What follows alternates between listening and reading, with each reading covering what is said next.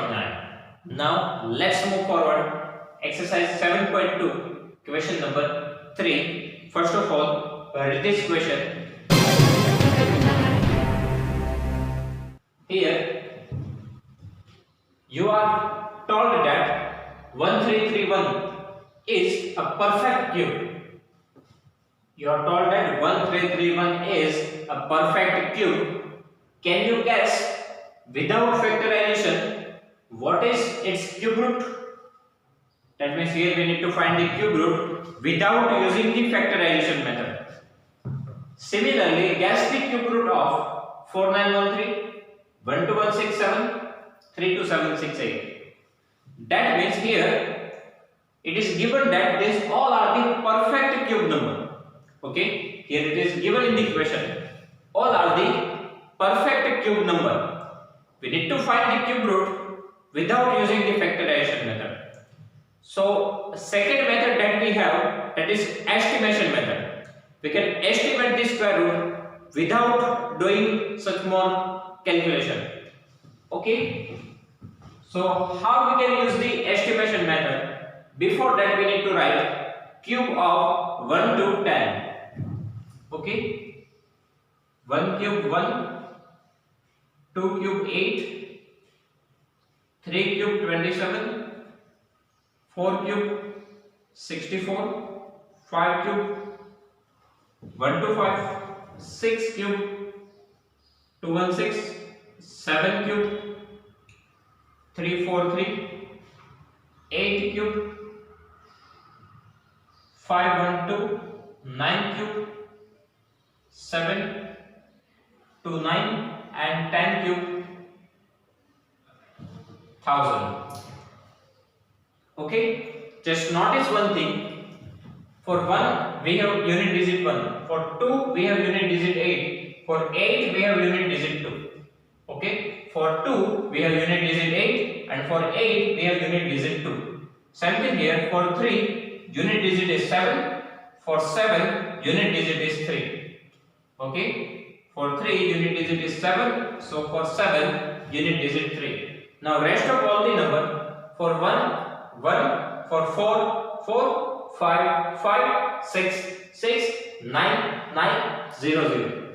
Okay, ये दो number में ऐसा है, बाकी सब में 1 क्यूब 1 के साथ 1, 4 4, 5 5, 6 6, 9 9, 0 0.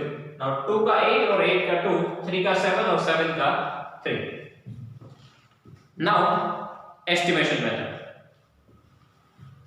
First question 1331. Here we are finding the cube root, so we need to make the pair of 3 digits. We need to make the pair of 3 digits.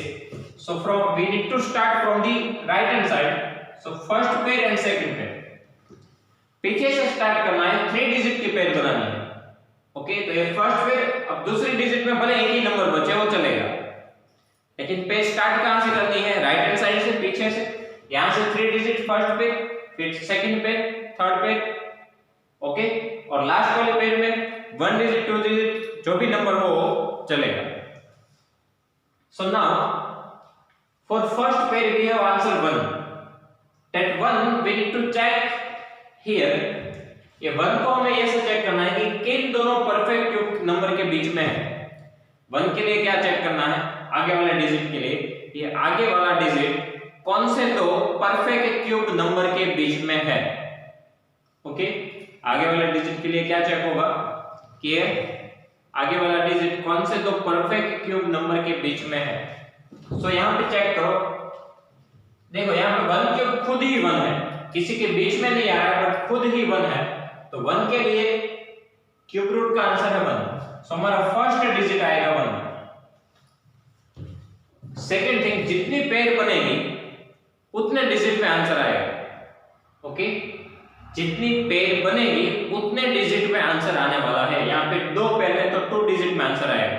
So first digit हमें मिल गया, वो 1 होगा. ओके,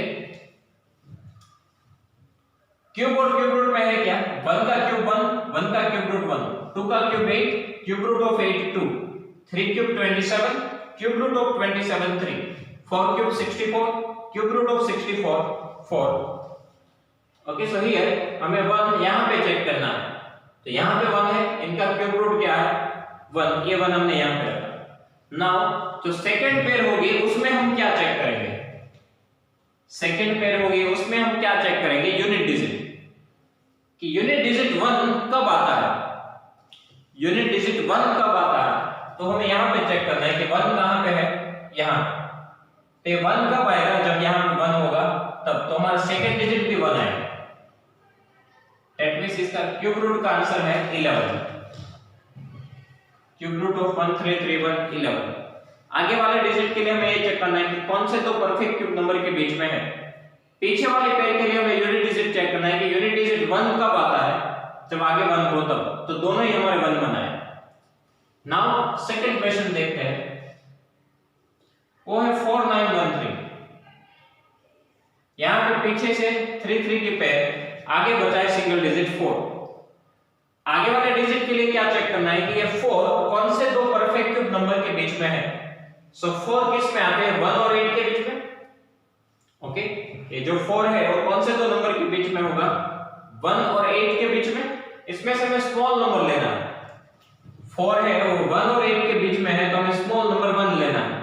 अब 1 कब आएगा, जब यहाँ पे 1 होगा तब, तो हमारा पहला डिजिट फिक्स हुआ 1। अगेन आपको बता रहा हूं कैसे किया, 4 कौन से दो नंबर के बीच में है, सो 1 और 8 के बीच में 4 आते हैं, उसमें से स्मॉलर नंबर लो, इनका क्यूब रूट क्या है 1, वो हमारा फर्स्ट डिजिट। सेकंड डिजिट के लिए क्या चेक करना है, यूनिट डिजिट, यहां पे यूनिट डिजिट में क्या है 3। ओके, सो 3 आंसर कब आता है, अब यहां पे चेक करो 3 कब आता है, यहां 3 कब आता है, जब क्यूब रूट में 7 हो तब।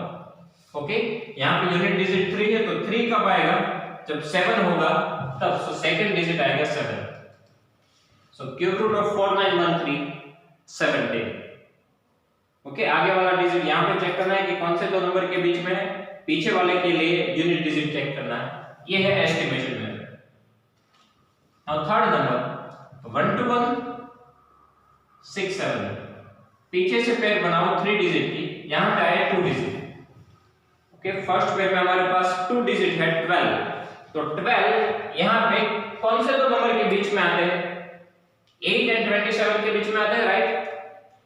12 कौन से दो नंबर के बीच में आते हैं, 8 और 27, इसमें से छोटा नंबर लेना है, वो है 8। 8 का क्यूब रूट क्या है 2, तो हमारा फर्स्ट डिजिट होगा 2। ओके, 12 कौन से दो नंबर के बीच में आते हैं, ये दो नंबर, इसमें से छोटा लो, उनका क्यूब रूट क्या है 2। अब इसके लिए क्या चेक करेंगे, यूनिट डिजिट, तो यूनिट डिजिट 7 कब आता है, यहाँ पे यूनिट डिजिट 7 कब आता है, जब आंसर में 3 हो तब। ओके, क्यूब रूट 7 कब आता है, जब 3 हो तब, सो सेकंड डिजिट आएगा हमारा 3, आंसर आएगा 23। अगेन 12 हमने यहाँ पे चेक किया, कौन से दो नंबर के बीच में है, तो ये दो नंबर, उसमें से छोटा लो 2। 7 कब आता है, जब 3 हो तब, सो 23। Now last 4 3 2 7 6 8, 3 2 7 6 8, पीछे से स्टार्ट करो, 3 डिजिट एंड 2 डिजिट। अब आगे जो 2 डिजिट है वो है 32, तो 32 इसमें से कौन से दो नंबर के बीच में आता है वो चेक करो।